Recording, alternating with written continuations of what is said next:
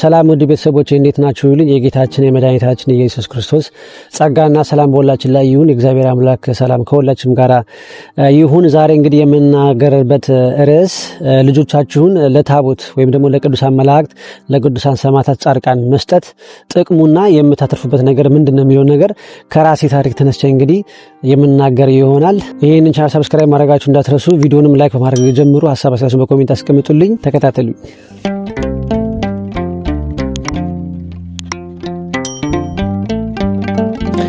እሺ ውድ ቤተሰቦች ዛሬ እንግዲህ የምንናገረው ልጆቻችሁን ለቅዱሳን አባቶች ወይም ደግሞ ለቅዱሳን መላእክት ለታቦት መስጠት ጥቅሙና የምታተርፉት ነገር ምንድነው የሚለው ነገር የምናገረውና ከራሴ ታሪክ ተነስቼ እንግዲህ የኔን ታሪክ አጫውታችሁና እናንተም በየራሳችሁ ያለውን ታሪክ እስኪ አስቡትና አሁን ላይ እውነት ይሄ ለዚህ ነገር ላይ ነቅታችሁበታል አውቃችሁታል የሚለው ነገር ራሳችሁን ትገመገማላችሁ ማለት ነውና እንግዲህ እናቴ እንደነገረችኝ ልጅ እያለሁ በጣም ወፍራምና ጥሩ የምባል ልጅ ነበርኩኝ። በቃ በሰውነት በአካል በጤንነት ማለት ነው በጣም ጥሩ ልጅ ነበርኩኝና ማዘር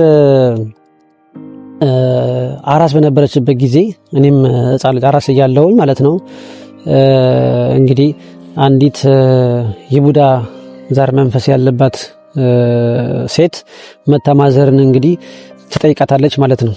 ያው እንኳን ማርያም ማርች ልትላት ትመጣለችና በዛ የተነሳ እንግዲህ በቡዳ እበላለሁ ማለት ነው። ቡዳ ከተበላኝ በኋላ በጣም መታመም ጀመርኩኝ።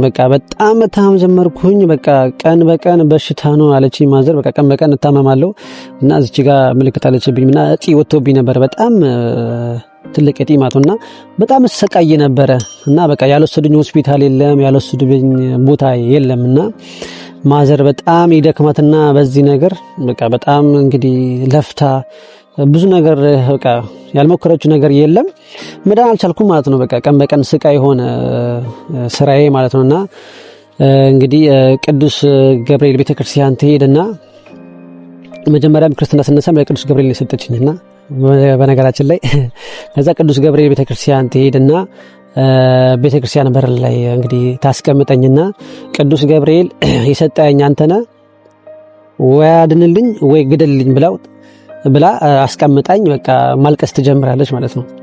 እና ማልቀስ ትጀምራለች። ከዛ አስቀምጣኝ አልቅሳ ምናምን ነገር ከዛ እንባን ጠራርጋ አፋፍሳኝ ወደ ቤት እንሄዳለን ማለት ነው። ከዛ በነገታው ያ እጢ ክስም ብሏል ማለት ነው። እና እዚህ ጋር አለችብኝና ክስም ብሎ አደረ ማለት ነው። በጣም የሚገርማችሁ ተአምር ማለት ነውና ከዛ ቀን ጀምሮ በሽታ የሚባል ነክቶኝ አያውቅም።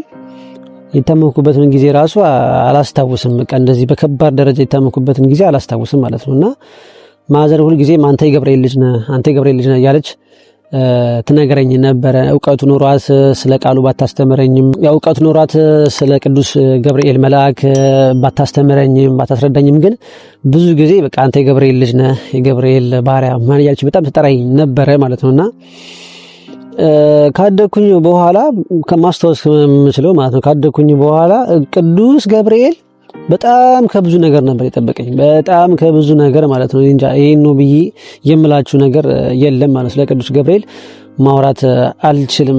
በጣም ቃላቱ ሊያጥረኛልና እንግዲህ ዩቲዩብም በቅዱስ ገብርኤል ስም ነውና በጣም አሁን ላይ ገብቶኝ ወደ መንፈሳዊ ከተመለስኩኝ በኋላ የነበርኩባቸውን ሁኔታዎች ሳስታውስ አንዲት ጠባቂ መልአክ እንዳለኝ እንዴት ሲጠብቀኝ እንደነበረ በጣም የገባኝ ማለት ነው። እና በዓለም ላይ ሆኜ በጠፋ ዓለም ላይ በነበርኩበት ሰዓት ይሄ ነገሮች አይገቡኝም።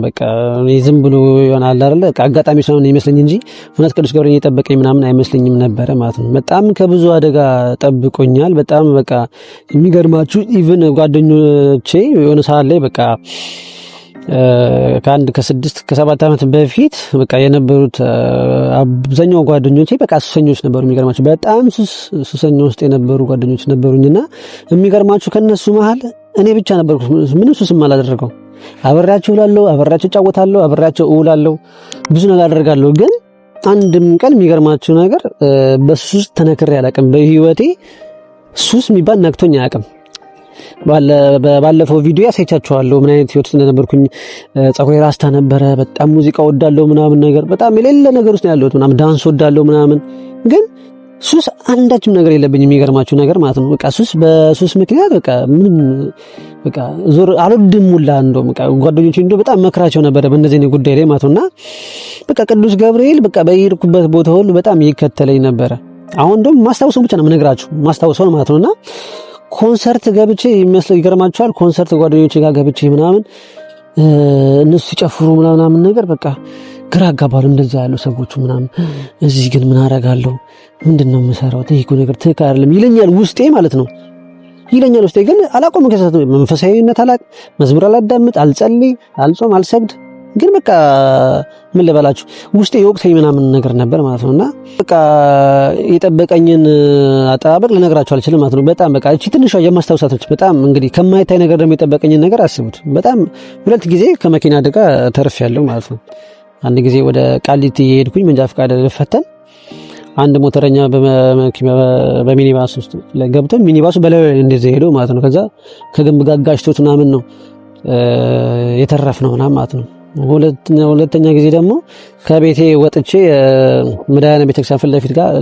ታክሲ ተሰልፍ ነበርና በላዳ ለመሄድ ፈልጌ ወደ ፒያሳ ልክ በዚህኛው ጋር ልገባ ስል አንተ በዛኛው ጋር ገባ እሷን በዚህ ጋር አስገባት ይለኛል ማለት ነው ሹፌሩ ከዛ በኋላ ልጅቷን በዚህ ጋር አስገባትና እኔ በዛ ጋር ገባለሁ ማለት ነው ትንሽ ሄደን ወረድ እንዳለን ቆመ ማለት ነው በሆነ በትራፊክ ነገር ከዛ ከጎናችን ማለት ነው የእንትን መኪና ይመጣል ማለት ነው የሽንት ቤት የሚመጥ መኪና ይመጣል ማለት ነው መጥቶ ሹፌሩ ወዳላ ጋር የሚያየው መኪናው ላይ ወጣበት ማለት ነው ከዛ በዚህ እኔ ልገባበት በነበረው በር በልኩ ሄዶ ጠረመሰው ማለት ነው ከዛ መስኮቱ ተሰበረ ምናምን አጠገቤ ከኔ አጠገብ መሀል አንድ ሴት አለች እሷ ልጅቷ በበሩ እኮ ያለችው ልጅቷ ጠርሙስ ምናምን የመስኮት ስባሪ ቆረጣት ምናምን ነገር ማለት ነው ከዛ ተራሩጠን ወርደን መሀል ላይ ያለችው ማለት ነው እንዴት ዘላኝ እንደወረደች አላስታውስም ሁላ ማለት ነው እና ከዛ ደጋ ተርፌ ምናምን ወርጄ በሰላም ወደ ቤቴ ወደ መሄድበት ሄጄ በሰላም ወደ ቤቴ ማታ ላይ ተመለስኩኝ ማለት ነውና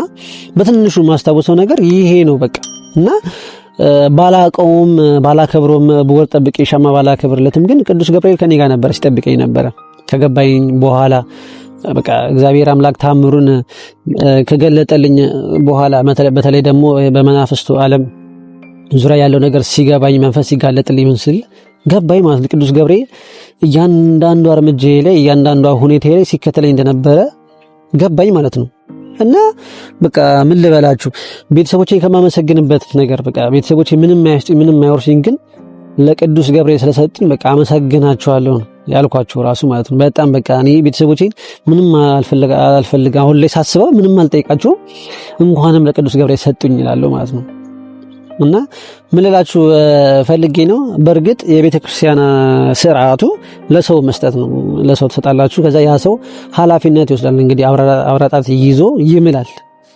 ይዞ ይምላልና እምነቱን ሊያሳውቀው እንዳይክድ ላስተምረው ምናም ብሎ ማነው ቃል ይገባልና ግን አሁን ላይ እንደምታውቁት ይሄንን ነገር ስንቶቹ ተግብረውታል ወይም ደግሞ ስንቶቹ ይሄን ነገር አድርገውታል ክርስትና የምታስነሱት ሰው በክርስትና ህይወቱ ምን አይነት ሰው ነው የጠነከረ ነው ወይ ቃሉን ያውቃል ወይ ያስተምራል ወይ ገብታችኋል መላችሁ በቃ ከራሱ አልፎ ከራሱ ልጆች አልፎ ከራሱ ቤተሰብ አልፎ እውነት የኔን ልጅ እንደ ክርስትና ልጅ ወይም ደግሞ ሴትም ሆነች እንደ ክርስትና እናት ሆና ወስዳ እውነት እንደዚህ ነገር ታረጋለች ወይ የሚለው ነገር በደንብ ማጤንና መመርመር መቻል አለባችሁ ያለበለዛ ትርፉ ከስራት ነው የሚሆነው ማለት ነውና ይሄ ነገር ያው የቤተ ክርስቲያንንም ስርዓት የሚቃወም እንዳይሆንብኝ ግን እኔ መመርጠው መላችሁ ለታቦት ብትሰጡ እኔ በቃ ለታቦት መስጠቱ በጣም መልካም ነገር ነው ብዬ አስባለሁ በቃ ለጻድቃን ሰማዕታት ለቅዱሳን መላእክቶች መስጠት ልጅን በጣም ትልቅ ነገር ታተርፉበታላችሁ በኋላ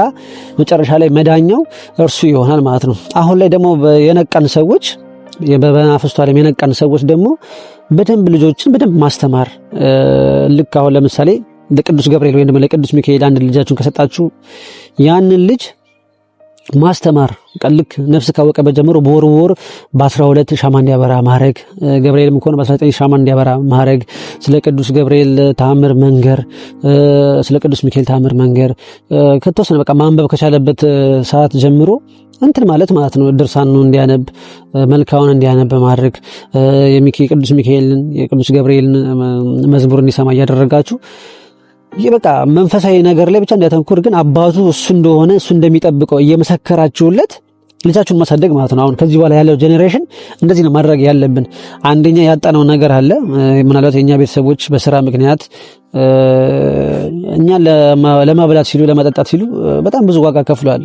በእነሱም አንፈርድምና አሁን ላይ ያለነው ግን መንቃትም አለብን። እኛም ነቅተን ደግሞ ወደፊት ለምንወልደው ለምንፈጥረው ልጆች ስንቅ የሚሆናቸውን ነገሮች ማስቀመጥ መቻል አለብን ማለት ነውና እንደዛ ካደረግን ልጆቻችን በጣም የሚጠቀሙ ይመስለኛል። የምሬን ነው የምላችሁ። ጥበቃው በጣም ኃያል ነው። ሊቀ መላእክት ቅዱስ ሚካኤል፣ ቅዱስ ገብርኤል እንዳለ ሊቀ መላእክት ቅዱሳን ሰማዕታት፣ ቅዱሳን አባቶቻችን በጣም በዚህ ነገር ላይ እንትን ናቸው። እግዚአብሔር ጸጋ ያላቸው ናቸውና ልጆቻችሁን በጣም በጥበብ በጸጋ በሞገስ ያሳድጉላችኋል። የእግዚአብሔር እንዲሆን ያደርጉላችኋል። ግን ያ ነገር የሚሆነው እንዴት ነው? እናንተ ያንን ነገር ኃላፊነት ስትወስዱ ነው። በቃ ቤተሰብ ኃላፊነት ሲወስድ ማለት ነው። በቃ እኔ አሁን እንዳገባ ሶስት ነገራችሁ አሁን በወልድ ግዴታ ኃላፊነት ለልጄ መውሰድ መቻል አለብኝ። ያለበለዚያ ከባድ ነው የሚሆነው ማለት ነው። በቃ እኔ ያሳለፍኩትን ነገር ነው ልጅም ደግሞ የሚያሳልፈው ማለት ነው። ስለዚህ ልክ እንዲህ ለቅዱሳን መላእክት ለቅዱሳን አባቶች እንዲህ ለታቦት እንደሰጣችሁ ልጆቻችሁን ከእንትን ጀምሮ መዝሙር እንዲሰሙ ማድረግ በመንፈሳዊ መንገድ ማሳደግ ማለት ነው። እንደውም የሚመከረው ምንድነው? የምሬን ነው የምላችሁ ከማህፀን ጀምሮ ሳይጸነፍ ጀምሮ ለምትወዱት መልአክ መስጠት ነው። በቃ እንደው ሊቀ መላእክት ቅዱስ ሚካኤል ሊቀ መላእክት ቅዱስ ገብርኤል እውነት የዘር ፍሬ እንዳፈራ የምታደርገኝ ከሆነ ልጅ ምሰጠኝ ከሆነ ላተሰጥቻለሁ ጠላት ዲያብሎስ እንዳይቀድመኝ ብላችሁ እናንተ ያወቃችሁ ሳታውቁትም ቢሆን ቤተሰብ አሳልፎ ላመንቺ ሲያለ ምናምን እንዳይሰጥባችሁ ቀድማችሁ ይሄን ነገር ታደርጉና እንግዲህ ሴቶች ደግሞ ይሄን ነገር ትልቅ ኃላፊነት ትወስዳላችሁ ማለት ነው። እንግዲህ ጽንስ እንደተረገዘ በቃ እንደተጸነሰ ካወቃችሁበት ሰዓት ጀምሮ በስትክክል ቅዱስ ቁርባን እየተቀበላችሁ እየጾማችሁ እየጸለያችሁ የተሰገዳችሁ ጸበል እየተጠመቃችሁ መልካ ሩፋኤል እየጸለያችሁ መልካ የሩፋኤልን ጸበል እየጠጣችሁ እየተጠመቃችሁ ልጆቻችሁን በጥበብ በጸጋ መውለድ ትችላላችሁ ማለት ነውና መምህርም ብዙ ጊዜ አስተምሯል። ቅዱስ ሩፋኤል ፈታይ ማይጸን ነውና ልጅንም ይባርካል ብሏልና ይሄን ነገር ያደረጋችሁ ጥንቃቄ ያደረጋችሁ ልጆቻችሁን ከመንፈስ ነፃ የሆነ ልጅ መውለድ እንድንችል ያደርገናል ማለት ነውና ከዛ በፊት ደግሞ ትዳርም ከመሳሳችን በፊት ትዳር ውስጥ ከገባንም በኋላ የመንፈሳዊ ህይወት ወይም ደግሞ የአምልኮ ህይወት ሊኖረን ይገባል ማለት ነው። በቃ የመጾም የመጸለይ የመስገድ ጸበል የመጠመቅ እነዚህ ነገሮች በጣም መስት ግዴታ ናቸው። በተለይ ወደፊት ለምንውላቸው ልጆች ልክ ከኛ ጋር አብሮ እንደተወለደው ዛሩ ልክ ልጆቻችን ላይም ደግሞ አብሮ እንዳይወለድ ግዴታ ይሄን ነገር ማድረግ መቻል አለብን። እኛ ጾመን ጸልየን ሰግደን ቀጥቅጠን ቅዱስ ቁርባን ተቀብለን ምን ብለን ከመንፈስ ነፃ ሆነን ነው ልጆቻችንን መውለድ ያለብንና ከወለድንም በኋላ ደግሞ ልጆቻችን እንዲያሳድጉልን ለቅዱሳን መላእክት ለቅዱሳን አባቶች እናቶች መስጠት ማለት ነውና እኔ በጣም ይሄን ነገር በጣም እደግፈዋለሁ። ምናልባት የቤተክርስቲያን ስርዓትን ሊጣረስ ይችላል፣ ግን አሁን ላይ እርግጠኛ የምንሆንበት ሰዎች የሉም። አሁን ላይ እርግጠኛ መሆን የምንችልባቸው ሰዎች ስለሌሉ በቃ ግዴታ ማድረግ የምንችለው ምንድነው ለምትወዱት ታቦት መስጠት ማለት ነውና ልጃችሁን በሞገስ በጸጋ በጣም እንደሚያሳድግላችሁ በጣም እርግጠኛ ነኝ። ምክንያቱም እኔ ቅዱስ ገብርኤል የሰራልኝን ነገር እንዲህ ብዬ የምገልጸው ነገር አይደለም። እንግዲህ በጣም በብዙ ቪዲዮዎች የምመጣበት ይሆናል። ለዛሬ ግን እቺን ሐሳብ ላንሳና ልንገራችሁ ብዬ ነው። የእናንተን ሐሳብ አስተያየት ማወቅ እፈልጋለሁ። እናንተስ ለየትኛው መልአክ የተሰጣችሁት ወይም ደግሞ ለየትኛው ጻድቅ የተሰጣችሁትን ጻድቅ ከስር ኮሜንት ስር ጻፉልኝ። እንግዲህ የማየው ይሆናል ማለት ነው። እንግዲህ እቺን ላናገረን እቺን ላስተማረን ለመከረን እግዚአብሔር አምላክ የተመሰገነ ይሁን። በቀጣይ ቪዲዮ እስከምንገናኝ ድረስ ሰላም ሁኑልኝ። ቪዲዮውን ላይክ ማድረጋችሁ እንዳትረሱ።